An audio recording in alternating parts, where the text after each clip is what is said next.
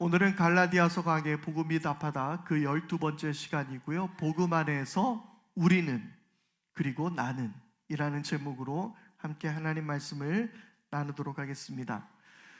우리는 지난주 율법의 용도에 관해서 생각해 보았습니다. 장로교회는 기본적으로 이신칭의의 교리를 강조하다 보니 율법은 복음에 반하는 것이라 생각해왔던 것이 사실입니다. 행위로 구원받는 것이 아니라 오직 은혜로 구원받는다는 것만을 강조하고 율법은 배격해야 하는 적으로 여겨왔던 것입니다. 그러다 보니 하나님을 섬기며 그리스도인으로 살아가는 삶의 태도나 행위가 중요하지 않다고 말하게 되는 것이죠. 나는 믿음으로 천국에 들어가게 될 것이다. 그것만 이야기하는 것이죠. 정말 천국에 들어가는 것이 우리의 신앙의 전부라면 그것은 어쩌면 맞는 말처럼 들리기도 합니다. 그러나 하나님 나라는 죽어서 가는 곳이 아니라 지금 이 자리에 우리의 삶에 임하는 것입니다. 우리가 영원한 하나님 나라를 우리는 소망할 뿐만 아니라 지금 이 자리에서 살아내야 하는 것입니다. 그렇다면 하나님의 나라의 백성, 그러니까 나라의 세 가지 요소 기억하시죠? 하나님 나라 백성, 그 국민으로 하나님의 다스림 안에서, 이것은 주권입니다. 그리고 이 땅, 이 영토 안에서 살아내기 위해서는 따를 법이 필요합니다.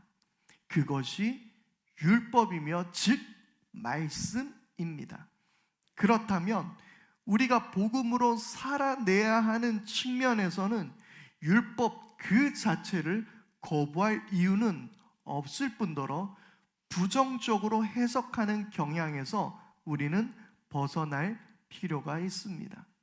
아마 교회를 오래 다니지 않으셨던 분들, 그리고 교회 안에 대해서 부정적인 이야기를 많이 들으셨던 분들이 어쩌면 율법을 강조하지 않고 말씀에 순종하는 것을 강조하지 않고 믿음으로 구원받는다라는 사실만 강조한 교회가 낳게 되었던 그 안 좋은 예를 아마 여러분들은 몇 번 들으셨을 것 같습니다.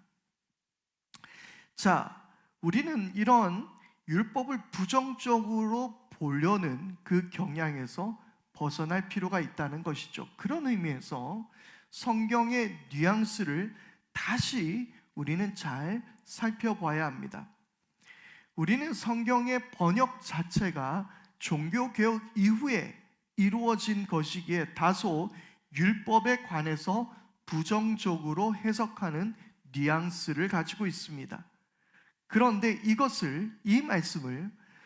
이 말씀이 기록된 주전 1세기 상황과 단어가 가진 원래의 의미를 잘 해석해서 우리는 그 뉘앙스를 다시 잘 살펴보아야 하는 것입니다. 오늘 말씀부터 주어가 우리가 되어 있습니다. 앞에서는 너희, 여러분 또는 형제 자매라 이야기하면서 2인칭, 당신들을 가르치는 그런 상대방에 관한 이야기였다면 오늘은 우리라는 것에 대해서 말하고 있습니다. 특히 오늘 말씀에서 우리와 여러분, 그리고 이전과 지금의 상반된 단어들을 유의해서 본문을 들여다보면 그 의미를 잘 파악할 수 있을 것 같습니다. 먼저 23절에서 우리와 이전의 상태에 대해서 말하고 있습니다. 우리, 그리고 이전입니다. 23절은 믿음이 오기 전에는 우리는 이라고 기록하고 있습니다. 믿음이 오기 전, 즉 예수님이 오시기 전입니다. 그리고 우리라고 말하는 것은 우리, 즉 유대인을 가리키는 말입니다. 23절에서 24절은 바로 예수님이 오시기 전 유대인들의 상태에 대해서 말해주고 있는 것입니다. 여기에서 율법은 어떻게 표현되고 있습니까? 감시하고 가두어 두는 존재로 말하고 있습니다. 이 역시 율법을 부정적으로 이해할 경향을 가지고 있는 단어이죠. 그런데 여기에서 감시하다는 단어는 개역 개정 성경에 보면 메인바 되었다라고 번역하고 있는데요, 둘 다 부정적인 의미가 강하죠. 만약 이것을 부정적인 의미로만 해석한다면 구약의 모든 이들은, 구약에 등장한 모든 사건들은 율법에 의해 감시를 받고 갇혀 있는 상태가 됩니다. 구약에서의 하나님의 역사와 모든 예언자들과 제사장들과 수많은 사람들의 사역을 부정하는 것처럼 보일 수도 있다는 거예요. 모세, 그리고 이사야가, 예레미야가, 다윗이 모두가 율법의 감시를 받고 갇혀 있는 상태였습니까? 그런데 감시를 받는다라는 단어는 군인들이 지키는 상태이면서 동시에 지켜주는 상태를 표현하는 단어이기도 합니다. 지키는 상태는 포로나 죄수가 도망가지 못하도록 감시하고 지키는 것이지만, 그런데 이것을 지켜준다라고 그렇게 해석하게 될 때는 보호하는 것을 의미하고 있는 것이죠. 같은 단어가 쓰인 곳이 여러 군데 있지만 빌립보서 4장 7절에는 이렇게 기록합니다. 그리하여 사람의 헤아림을 뛰어넘는 하나님의 평화가 여러분들의 마음과 생각을 그리스도 예수 안에서 지켜줄 것입니다. 여기에서 지켜준다라는 이 단어가 오늘 말씀에 기록된 감시하다라는 단어와 같은 단어입니다. 그러면 어떻습니까? 의미가 달라집니다. 율법은 죄로부터 무너지고 파괴된 세상에서 이스라엘을 보호하며 자애로운 감시자가 되었다라는 의미로 해석할 수 있습니다. 그러면 뒤에 나타나 있는 갇혀있다, 갇혀있는 상태는 어떻게 우리는 이해해야 하는 것일까요? 흥미롭게도 같은 단어가 쓰인 곳이 누가복음 5장 6절에 기록되어 있는 고기를 잡는다라고 표현할 때 그 고기를 잡다라는 단어가 같은 의미입니다. 이 말은 일단 어디를 벗어나지 못하도록 감금하고 잡아놓는 상태입니다. 여러분, 제가 이 말씀을 준비하면서 하나의 노래가 떠올랐습니다. 예전에 혹시 여러분들 기억하시는지 모르겠지만 아름다운 구속이라는 노래가 유행했던 적이 있습니다. 이 노래를 기억한다면 아주 옛날 사람이죠. 우리 지연 사모님 처음 들어보는 노래 제목인 것 같은 표정을 짓고 있는데요. 처음이야 내가 하는 그런 노래가 있었습니다. 죄송합니다. 처음이야 내가, 사랑에 난 빠져버렸어, 혼자인 게 좋아 나를 사랑했던 나에게 또 다른 내가 온 거야. 혼자서 자유롭게 다니던 게 좋았던 나인데 내가 사랑에 빠져버려서 그만 그곳에 갇혀버린 것입니다. 그런데 여러분, 이 노래는 내가 이제 사랑에 구속되었으니 하루속히 석방되고 싶다라는 절규의 노래입니까?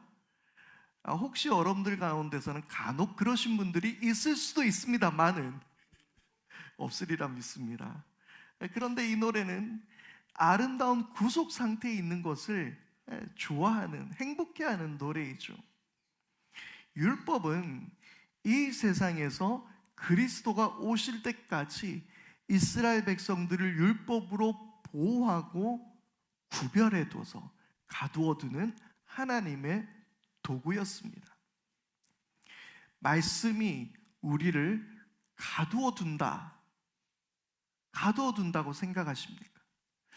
히브리서 4장 12절 말씀은 우리의 마음의 생각과 의도를 밝히신다라고 성경은 그렇게 기록하고 있습니다. 또한 성경은 디모데후서 3장 16절을 통해서 교훈과 책망과 바르게 함과 의로 교육하기에 유익하고 또한 내 발에 밝은 등불이며 빛이 되시는 것이 하나님의 말씀입니다. 말씀이 우리를 이렇게 보호하고 가두어 두는, 우리의 생각을 지키시고 우리의 숨은 의도를 밝히시는 그런 말씀이라는 거예요.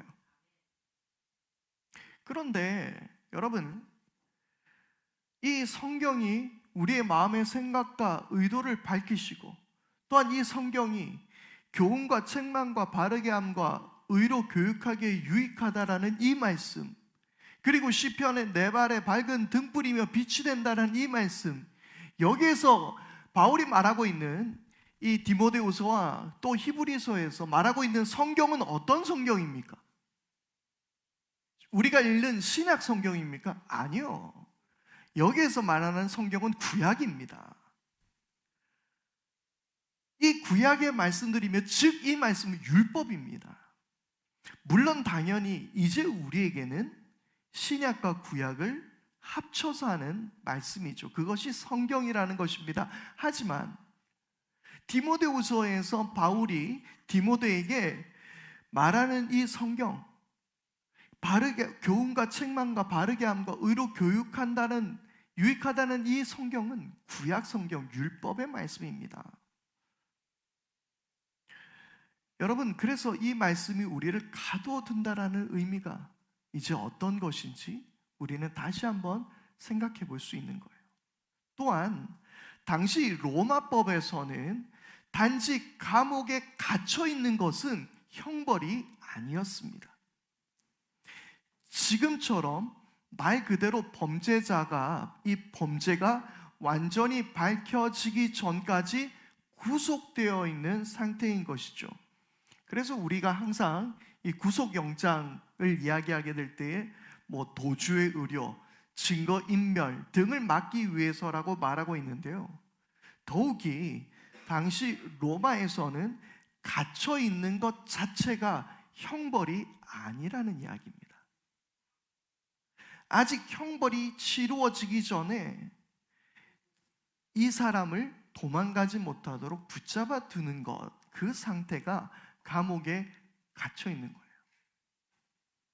지금처럼 감옥 그 형에 몇 년을 구형하는 이런 것의 의미가 아니란 말입니다.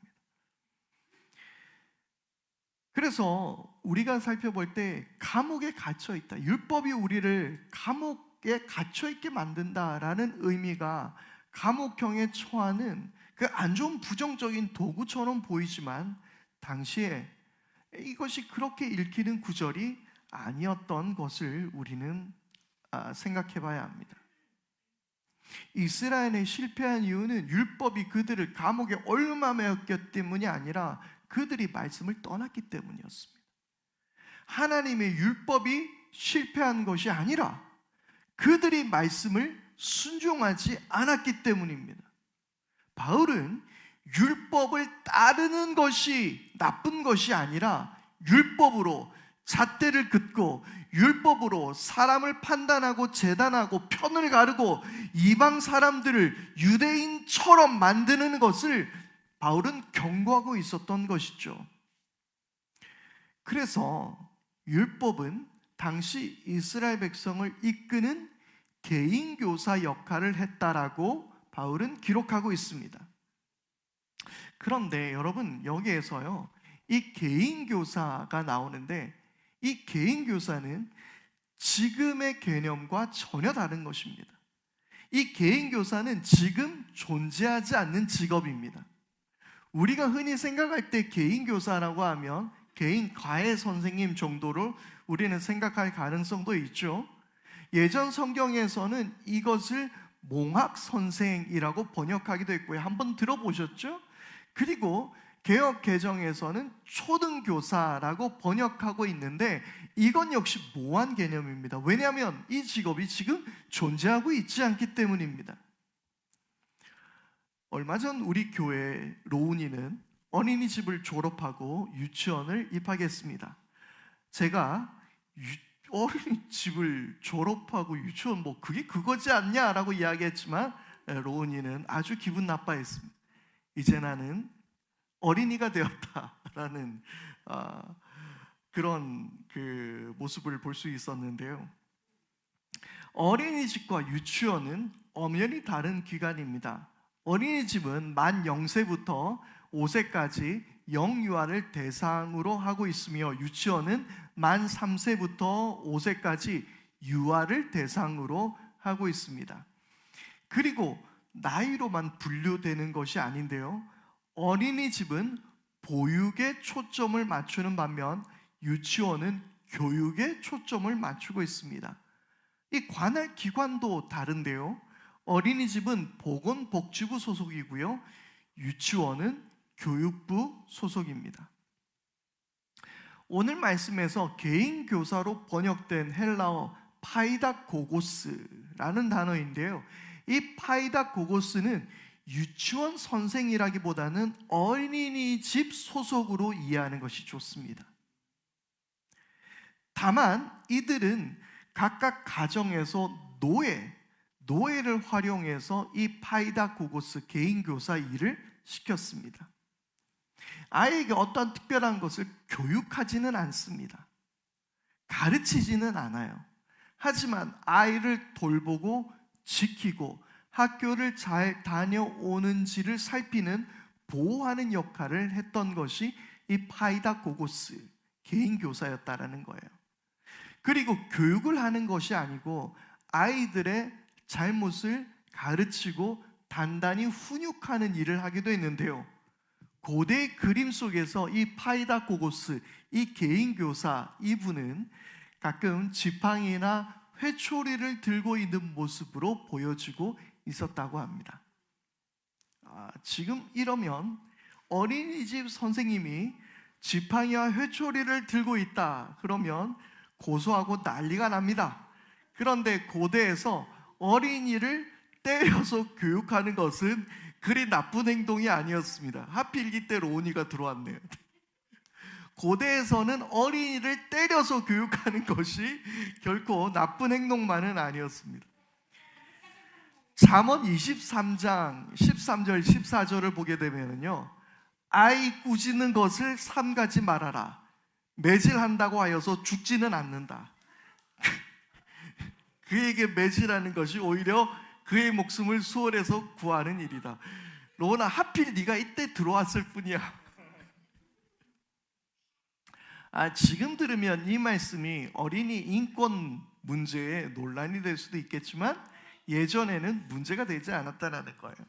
무엇보다 당시에 이 파이다고고스는 그렇게 아이들을 매질하기도 하고 아이들을 따끔하게 가르치기도 했는데, 그런데 그때 이 바울이 이 말씀을 쓸 당시에 파이다고고스로 활동하는 이들이 버젓이 있는데 이들을 부정적인 예로 들 수 없었던 것입니다. 생각해 보십시오. 율법은 어린이집 선생님과 같다는 이야기를 만약에 부정적인 의미로 설교하면 어린이집 선생님들 교회 다 떠나고 어린이집 연합회에서 항의가 들어올 것이 뻔합니다. 그런데 이 파이다고고스라는 직업이 당시 있었던 직업이므로 이 직업에 대해서 비하하거나 부정적인 의미로 쓸 수 없었다라는 것입니다. 바울은 이스라엘이 죄와 우상의 악한 영향력으로부터 보호받기 위해 율법을 필요로 하는 어린아이와 같다라고 이야기하고 있는 것입니다. 그리고 그 율법은 간혹 말 안 들으면 매로 때리는 선생님과 같다라는 의미였죠. 그러나 이제 25절에 그런데 그 믿음이 이미 왔으므로라고 기록하고 있는데, 영어 성경이나 헬라어를 보게 되면 but now, 그러나 지금은 이라고 이야기하고 있습니다. 그러나 지금, 그러나 이제 그리스도께서 오셨습니다. 믿음이 우리에게 주어진 것입니다.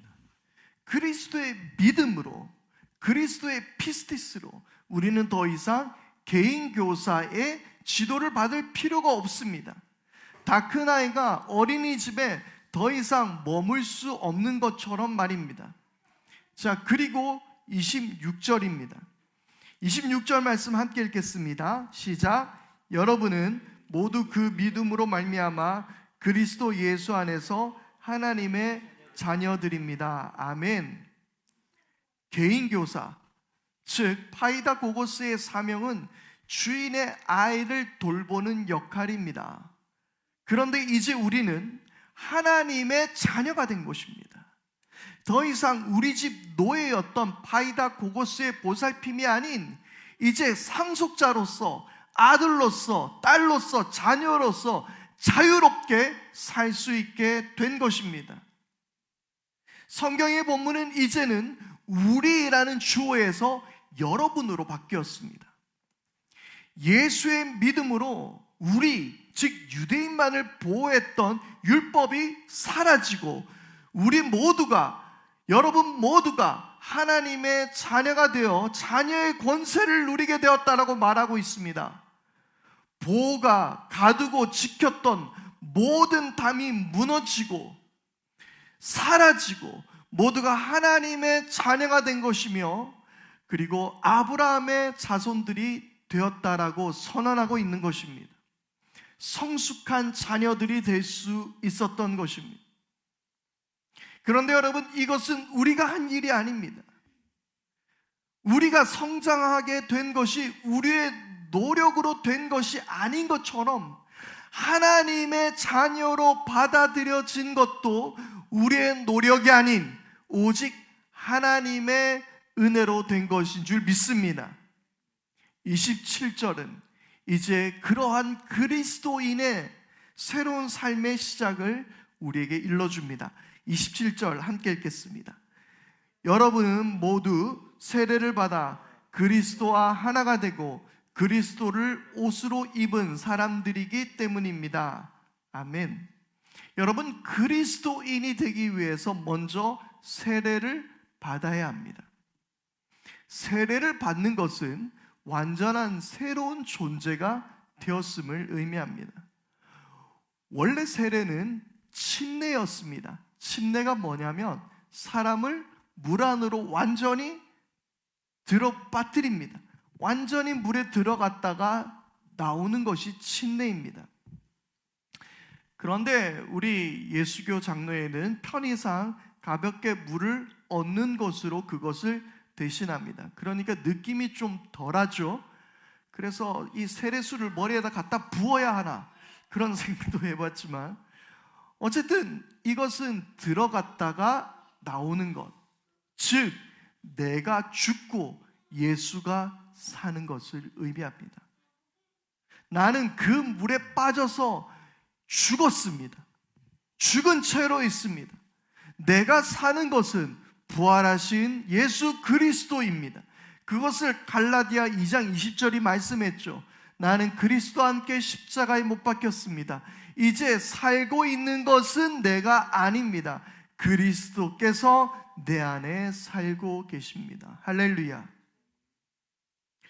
주님도 살고 나도 산 것이 아닙니다. 주께서 사시는 것입니다. 다시 한번 강조합니다. 예수도 살고 나도 산 것이 아니에요. 나는 죽고 예수님만 사신 것입니다. 그러므로 이 말씀은 어떤 의미입니까?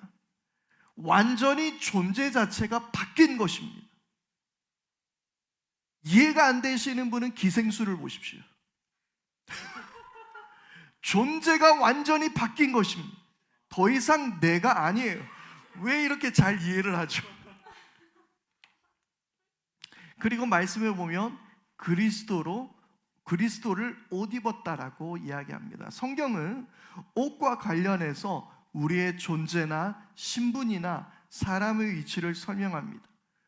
대표적인 예가 요셉의 화려한 옷을 우리는 예로 들 수 있을 것 같습니다.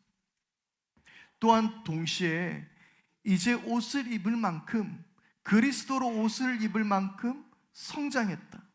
더 이상 개인 교사의 훈육 아래 있지 않는 상태를 말하고 있는 것입니다. 그 시대가 지나갔다라는 것입니다. 지금은 하나님 나라가 우리에게 임했습니다.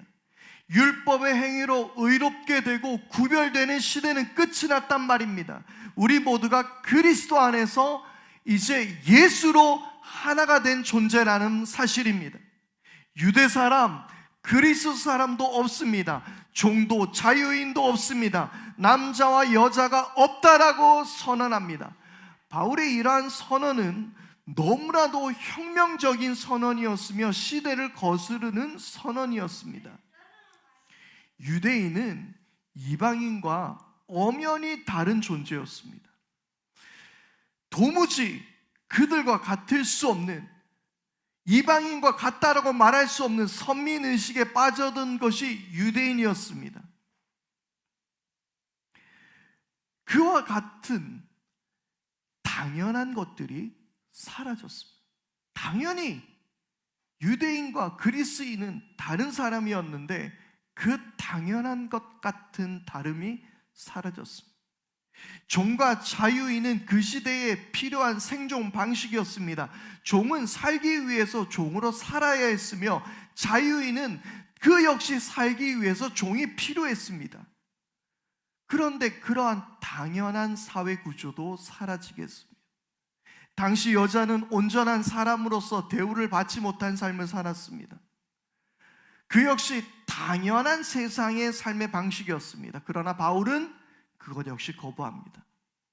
인종이 사라지고 빈부가 사라지고 차별과 갈등이 사라지는 세상을 말하고 있습니다. 이 얼마나 위대한 선언입니까? 그렇다고 그리스도가 다스리는 세상이 다 생명이 되어서 피부색을 구별할 수 없는, 피부색이 다 같아지는 것을 말하는 것이 아닙니다. 빈부가 완전히 사라지고 모두 평등한 세상이 된다라는 말도 아닙니다. 성별을 무시하고 남자와 여자의 구분, 그 역할을 없애는 세상이 되는 것도 아닙니다. 그러나 그리스도의 다스리심은, 그리스도로 새로운 존재가 되었다라는 것은 그 어떤 것도 우리가 하나됨에서 거스를 수 없다라는 말입니다. 서로를 받아들이고 사랑하고 우리가 서로를 섬기는데 걸림돌이 되지 않는다라는 것입니다. 그리고 그것은 형제와 자매들, 우리 이웃을 대할 때 그 이상, 그리고 나 역시도 마찬가지입니다. 내가 그리스도 안에서 세례를 받고 그분과 하나 되고 그리고 그리스도를 옷 입었다면 나는 새로운 존재입니다. 세상이 당연으로 나를 평가하는 가치로 더 이상 나를 들여다보지 않습니다. 피부색이, 그리고 우리의 나이가, 그리고 나의 처지가, 성격이나 재능이나 재물이나 이 모든 것들이 나를 평가하거나 재단하지 않습니다. 나는 그리스도의 가치를 가진 존재가 된 것입니다. 할렐루야. 나의 가치는 어떤 거라고요? 예수 그리스도입니다. 온 세상 만물을 지으신 하나님, 그분의 아들, 그 존재가 내가 되는 것입니다. 왜냐하면 우리는 그리스도로 옷 입었기 때문입니다. 존 스토트는 이렇게 말합니다. 회심의 기원은 초자연적이지만 그 결과는 자연적이다. 그 결과는 자연을 붕괴하는 것이 아니라 성취한다. 인간의 가장 기본적인 질문인 나는 누구인가? 라는 질문에 대답하여 그리스도 안에서 나는 하나님의 아들이다. 그리스도 안에서 나는 과거와 현재와 미래의 하나님의 모든 구속받은 백성들과 연합되어 있다. 그리스도 안에서 나는 나의 정체성을 발견한다. 그리스도 안에서 나는 제 몫을 할 수 있게 된다. 그리스도 안에서 나는 집으로 온다. 여러분, 그리스도 안에서 우리는 완전히 새로운 피조물, 그리스도 안에서 우리는 완전히 새로운 존재임을 믿으실 수 있기를 바랍니다. 나의 가치는 세상이 말하는 외모가 아닙니다. 나의 가치는 스펙이 아닙니다. 학력이 아닙니다. 세상이 당연하게 말하고 있지만 그런 것들이 아니란 말입니다. 나는 하나님의 아들이요 그리스도 가치를 가진 사람들이고 존재인 줄 믿습니다. 김승희 시인은 당연의 세상과 싸우는 것은 세상에서 가장 무거운 싸움이라고 말합니다. 아침에 눈 뜨면 마주하는 세상은 당연히 있는 당연의 세계, 그리고 그 세계에서 나만 당연하지 않다고, 당연의 세계에는 자신이 낯설다라고 말합니다. 그리고 시인은 이 당연의 세계에 소송을 걸어라고 말합니다. 그리고 이 싸움은 세상에서 가장 무거운 싸움이라고. 여러분, 그리스도 안에서 일어난 일들은, 그리스도로 옷 입은 것은 당연의 세상에서 당연하지 않는 존재가 된 것입니다. 스펙으로 우리를 대하지 않고, 성취한 명예로 차별하지 않고, 있는 모습 그대로가 아닌 서로를 예수의 모습으로 바라보는 것이 우리가 바라고 소망해야 할 세상입니다.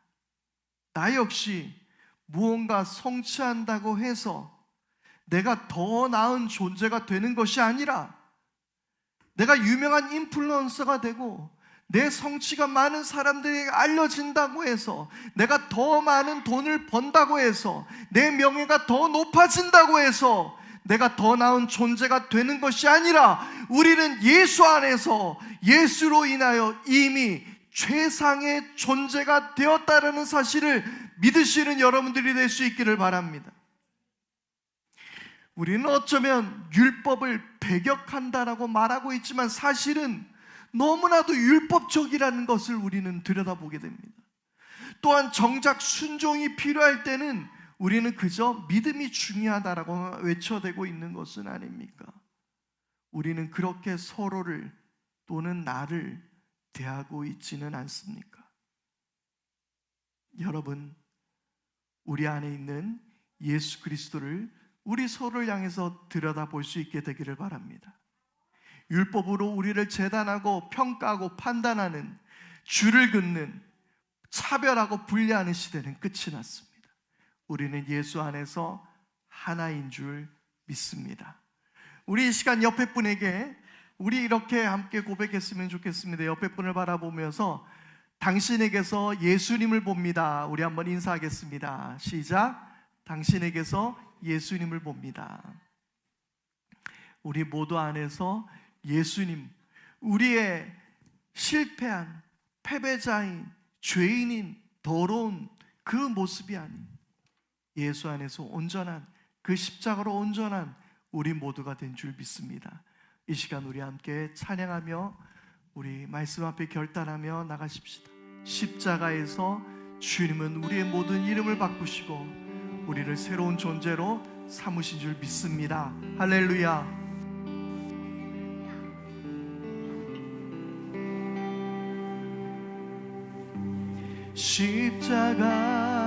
십자가에서 그는 내 이름 바꾸셨네. 십자가에서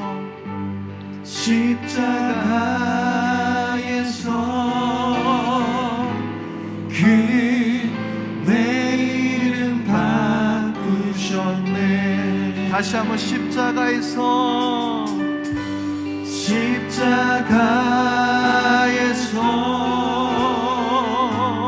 그는 내 이름 바꾸셨네.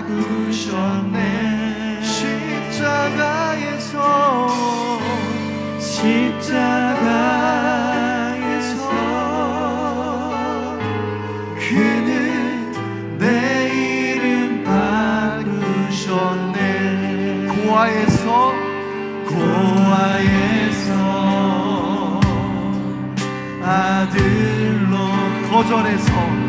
거절해서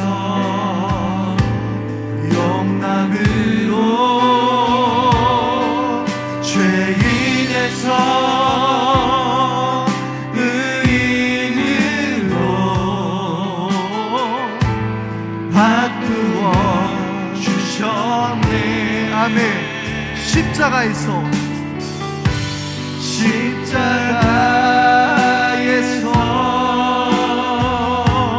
그는 내 이름 바꾸셨네. 십자가에서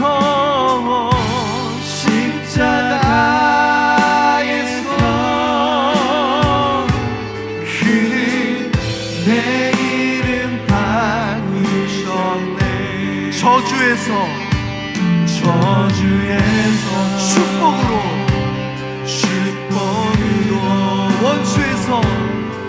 원수에서 연인으로 상기에서 신부로 바꾸어 주셨네. 아멘. 십자가에서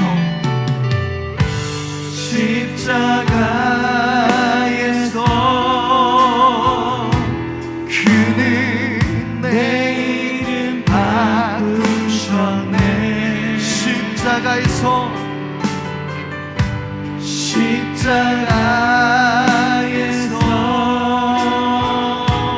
그는 내 이름 바꾸셨네. 우리 가슴에 손을 얹고 고아에서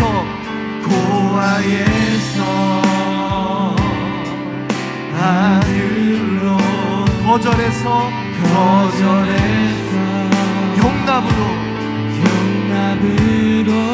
죄인에서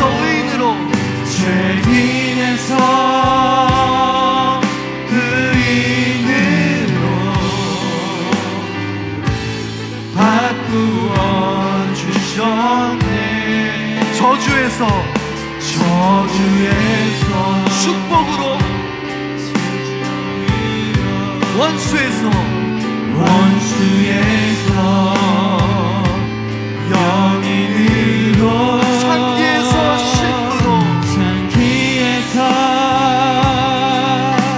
신부로 바꾸어 주셨네. 십자가에서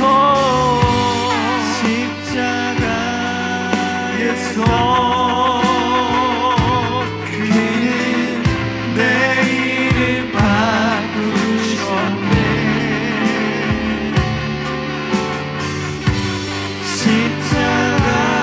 십자가에서 그는 내 이름 바꾸셨네.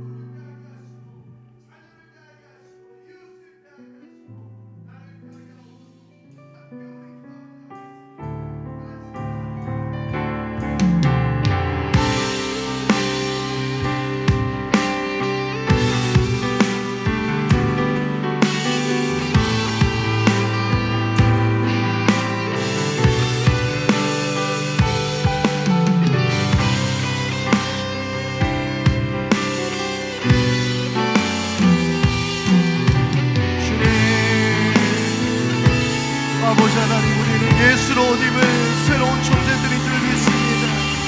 아버지 하나님, 이제 우리에게 믿음이 우리에게 찾아오셨으니 아버지 하나님, 이 믿음으로 말미암아, 예수의 믿음으로 말미암아 우리가 새로운 존재가 되었음을 주님 기억하게 하시고, 우리를 받아주시고 우리를 새롭게 하시고 아버지 하나님, 우리를 거룩한 존재로 세우신 주님을 찬양합니다. 할렐루야. 주님을 감사합니다. 오 주님, 우리가 십자가 예수 안에서 새로운 존재가 되었습니다. 주님 우리를 사랑하시고 은혜를 채워주시옵소서.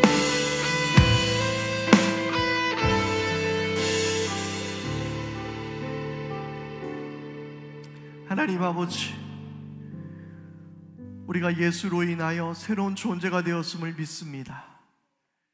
우리가 새로운 존재가 된 우리의 가족을, 그리고 우리의 이웃을, 그리고 우리 모든 교우들을 우리가 하나됨을 고백하며 서로를 받아들이게 하여 주시옵고, 특별히 나라는 존재도 예수의 옷을 입은 새로운 예수의 가치가 된 존재들인 줄 믿사오니 더 나은 존재를 위하여 애쓰지 않게 해주시고, 그 십자가의 은혜를 누림으로써 나를 발견하는 우리 모두가 다 되게 하여 주시옵소서.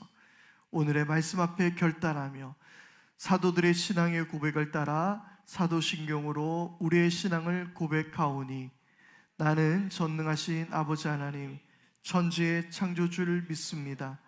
나는 그의 유일하신 아들 동정녀 마리아에게서 나시고 본디오 빌라도의 고난을 받아 십자가에 못 박혀 죽으시고 장사된 지 사흘 만에 죽은 자 가운데서 다시 살아나셨으며 하늘에 오르시어 전능하신 아버지 하나님 우편에 앉아 계시다가 거기로부터 살아있는 자와 죽은 자를 심판하러 오십니다. 나는 성령을 믿으며 거룩한 공교회와 성도의 교제와 죄를 용서받는 것과 몸의 부활과 영생을 믿습니다.